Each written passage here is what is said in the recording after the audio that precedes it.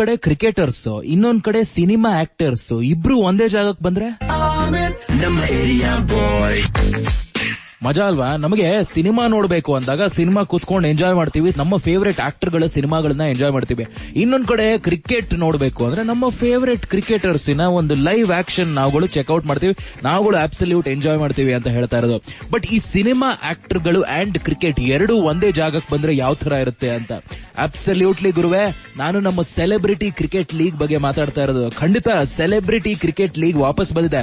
ನಿಮಗ್ ಗೊತ್ತಿಲ್ಲ ಅಂದ್ರೆ ಸಿಕ್ಕಾಪಟ್ಟೆ heavy bus, heavy excitement create ಮಾಡ್ತಾ ಇದೆ ಸೋಷಿಯಲ್ ಮೀಡಿಯಾನಲ್ಲಿ.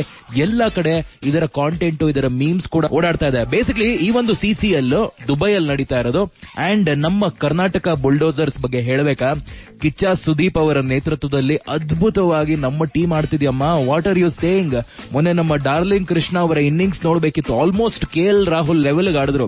ಸೊ ನಮ್ಮ ಆಕ್ಟರ್ಸ್ ಅಲ್ಲೂ ಅಬ್ಸಲ್ಯೂಟ್ಲಿ ಅಮೇಸಿಂಗ್ ಕ್ರಿಕೆಟರ್ಸ್ ಇದಾರಮ್ಮ.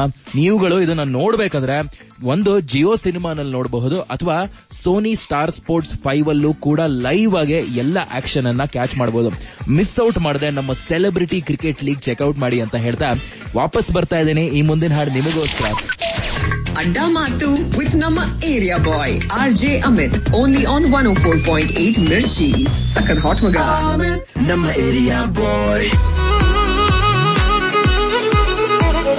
ಪ್ರೀತಿಸು